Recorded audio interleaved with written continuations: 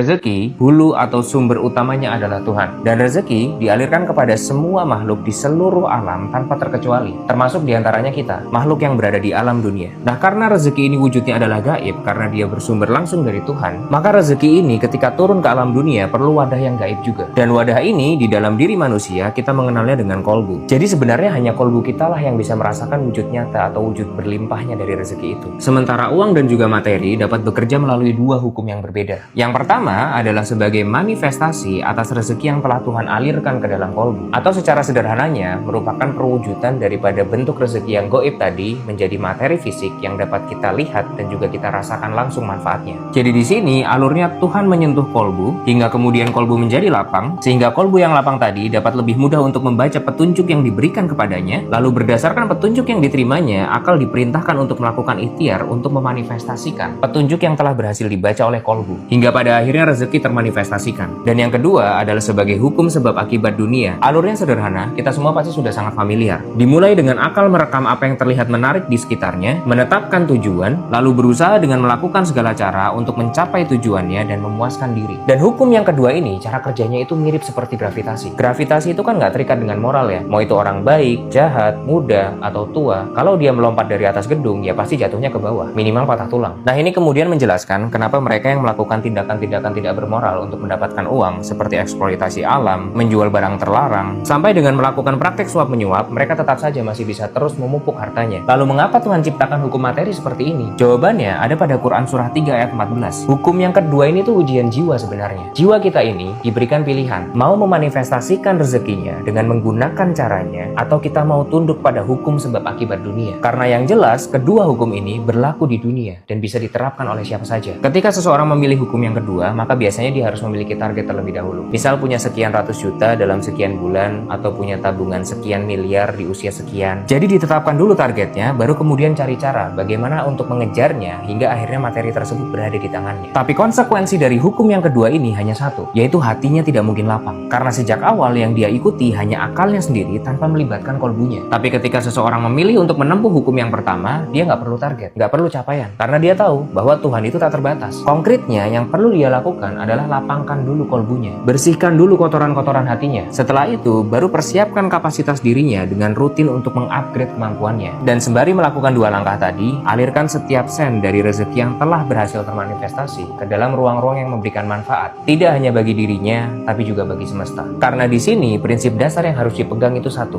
Menjadi kaya itu wajib, tapi tidak dengan terlihat kaya, apalagi sampai dengan sengaja menampakkan kekayaan.